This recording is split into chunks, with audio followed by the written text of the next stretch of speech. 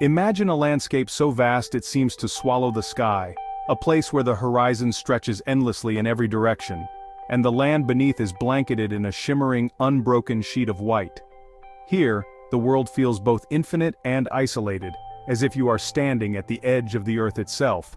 This is the Great White Ocean of land, a continent-sized blanket of snow stretching from horizon to horizon, so immense that it defies comprehension. The sheer scale of this wilderness is almost impossible to grasp until you see it from above, where the land appears to merge seamlessly with the sky. This is eastern Russia, over 13 million square kilometers, a region so vast it is larger than the United States and India combined. It is a landmass that dominates the map, a colossal expanse that forms the backbone of the Eurasian continent. Yet within this colossal space there is an astonishing silence. The land seems untouched by time, with vast stretches where the only sound is the whisper of the wind across the snow. Cities are rare, scattered like tiny islands in a sea of white.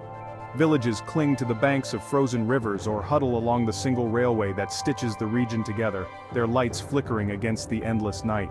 It's a world of breathtaking emptiness, where the forests stretch for thousands of kilometers, and the snowfields seem to go on forever, broken only by the occasional line of dark trees on the horizon. The cold here is legendary. Winters so harsh they freeze the air itself, turning steel brittle and making even the simplest tasks a struggle. Snow buries the land for half the year, transforming the landscape into a frozen kingdom. But to blame the emptiness on cold alone is to miss the real story. After all, cold alone has never stopped humans from settling in other extreme environments. Humans are remarkably adaptable. We thrive in deserts scorched by the sun, in dense jungles teeming with life, and even in the frozen reaches of the Arctic. Our ability to survive and build communities in the harshest places is legendary. So why then is Eastern Russia so empty? What makes this land so different, so resistant to the touch of civilization? The answer lies beyond the thermometer, in the unique interplay of geography, history, and economics. It is a story written not just in temperature, but in the shape of the land, the flow of its rivers, and the paths people have taken through it over centuries. To truly understand this land, we must look at its mountains, its mighty rivers, and the immense distances that separate its people. These natural barriers have shaped the destiny of those who live here. We must explore the waves of migration, both forced and voluntary, that have brought people to this region, and the economic realities that continue to shape life here, from the days of the gulags to the modern mining towns. The story of Eastern Russia's emptiness is a grand, challenging interplay between humanity and nature, a tale of endurance, adaptation, and the ongoing struggle to carve out a life in one of the world's last great wildernesses. The myth that cold alone makes a place uninhabitable doesn't hold up. All around the world, people have found ways to not just survive, but thrive in some of the harshest winter environments imaginable. Human ingenuity has tamed the frost. Insulated homes, advanced clothing, and efficient heating systems have transformed once hostile environments into comfortable places to live. Technology and innovation have made it possible to create warmth and shelter, even when temperatures outside plunge far below freezing. In Yakutsk, for example, homes can be as warm and inviting as those in London, despite the city's reputation as one of the coldest on Earth. The difference is not in the climate, but in the ability to adapt. The real struggle is maintaining the systems that keep warmth in. Infrastructure must be constantly monitored and repaired, and a community's resilience is tested every winter. Look at Alaska. Harsh winters, yet stable towns and a growing population, thanks to economic opportunity. People are drawn to places where they can build a life, regardless of the weather.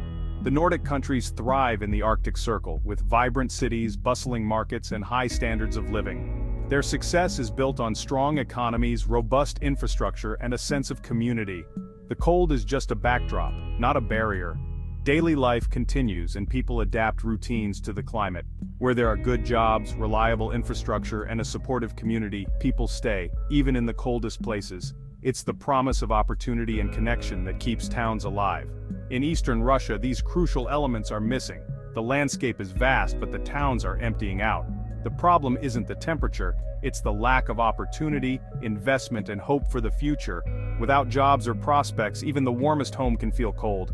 People leave not because it's too cold, but because there's little reason to stay.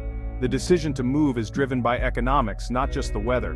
The true barriers are economic and social, not just environmental. When communities lose their sense of purpose, the cold becomes just one more challenge among many. If the right conditions existed, jobs, infrastructure, and hope, the cold would be just another challenge to overcome, not a reason to leave. The emptiness is a result of deeper forces: economic decline, lack of opportunity, and the slow erosion of community ties. Not simply the chill in the air. Geography is the invisible force shaping Eastern Russia, quietly dictating the rhythm of life for millions. Here, the land itself is both a backdrop and a barrier, influencing every decision, every journey, and every dream. The tyranny of distance makes life here uniquely challenging, turning even the simplest tasks into feats of endurance. For those who call this region home, isolation is not just a feeling, it's a daily reality. Settlements are scattered like pebbles on a vast beach, separated by hundreds of kilometers of forest, swamp, and mountain. Each village is a tiny island in a sea of wilderness, often cut off from its neighbors for weeks or months at a time. Building and maintaining roads, railways, and power lines across such distances is staggeringly expensive. The harsh climate and unforgiving terrain only add to the cost, making infrastructure projects slow and difficult. Many areas have no roads at all. Vast stretches remain untouched, where nature reigns supreme and human footprints are rare. Some villages are accessible only by air or frozen rivers, their lifelines dependent on the seasons. When the ice melts, entire communities can be cut off for months waiting for the next plain or winter road. This isolation strangles trade, healthcare, and education, and deepens the sense of remoteness. Medical emergencies become life-threatening, and children often travel great distances just to attend school. Unlike North America or China, Eastern Russia's rivers and terrain create barriers, not corridors. The land resists connection, making travel and transport slow and unpredictable. The great rivers flow north, away from potential trade routes, carrying water to the Arctic instead of linking communities together. Goods are expensive, businesses struggle, and communities remain isolated. Supplies arrive sporadically and shortages are common, making daily life a constant challenge. Few come and fewer stay because the infrastructure needed to conquer distance is lacking. The promise of opportunity is often outweighed by the reality of hardship. The cycle is self-reinforcing. Sparse population means little investment, and little investment means continued emptiness. Each year more people leave, and the silence grows deeper. Geography, more than cold, keeps this land empty. The sheer scale of the wilderness is humbling, a reminder of nature's dominance. The tyranny of distance is a challenge few places on Earth can match. In Eastern Russia, the land itself is both adversary and guardian, shaping the destiny of all who live here. Siberia's great rivers, the Ob, Yenisei, and Lena, are among the world's mightiest. At first glance, they seem perfect for trade, like the Mississippi or Yangtze, but there's a catch: they all flow south to north, emptying into the frozen Arctic. The Arctic coast is icebound most of the year, useless for global trade. Unlike the Mississippi, which connects the Midwest to the Gulf of Mexico, Siberia's rivers lead nowhere useful. If they flowed south, history might have been different. Eastern Russia could have become a bustling trade corridor. Instead, the rivers act as barriers, not highways. Spring floods turn vast areas into swamps, making travel even harder. The Trans-Siberian Railway, not the rivers, became the main east-west route. The rivers dissect the land, isolating communities and stifling development. Geography once again shapes destiny. Eastern Russia's human story is one of conquest and exile, not peaceful settlement. Russian expansion began with Cossacks seeking furs, not farmers seeking new homes. The land was exploited for resources, not nurtured as a homeland. Small forts and trading posts dotted the rivers, but few came willingly. Later, the region became a place of punishment, Siberia synonymous with exile. Political prisoners and dissidents were sent east, forced to live in a land they saw as a giant jail. This legacy created a population with shallow roots, more connected by trauma than hope. When freedom came, many left at the first opportunity. The result, a transient population, never deeply attached to the land. The cycle of exploitation and exile set the stage for today's emptiness. The Soviet Union tried to populate and industrialize Eastern Russia through central planning. New cities sprang up in the wilderness, built for mining, metallurgy, or military production. To lure workers, the state offered high salaries, long holidays, and early retirement. For a time, it worked. Populations grew as people chased Soviet promises. But these cities were artificial, dependent on subsidies and a single industry.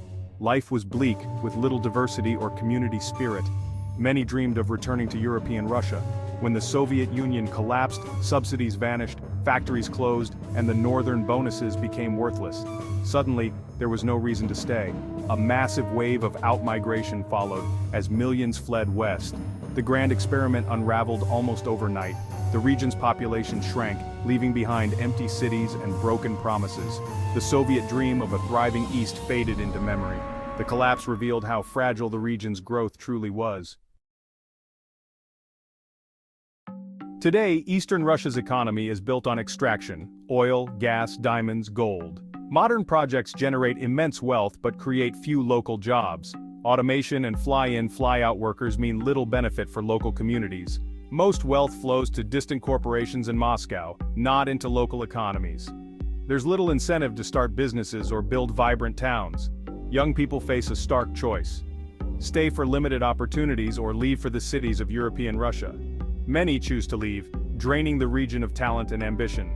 The economy of holes is great at extracting resources, but terrible at building communities. The cycle of extraction and exodus continues. The land remains rich, but its people are few. Two forces shape Eastern Russia's demographics: the pull of the West and the shadow of the East. Moscow offers opportunity, culture, and connection, drawing young people away from the East. Government programs to reverse this trend have had little success. Meanwhile, across the border, China's population dwarfs the sparse Russian Far East, creating strategic anxiety. Fears of a demographic takeover by China remain mostly unfounded, but the imbalance is real. The question lingers: how can so few people hold such a vast, resource-rich land next to a superpower? What is the future of this vast, silent land? Overcoming the tyranny of distance would require massive investment in infrastructure and a new kind of economy. Diversification, small businesses, technology, tourism could help attract and keep people. Climate change may open new opportunities but also brings risks. The fate of Eastern Russia depends on political will and human choice. Will it remain a remote resource colony or become a place where people build lasting lives? Its greatest resource has always been people. Whether it can attract and hold them remains its unwritten story.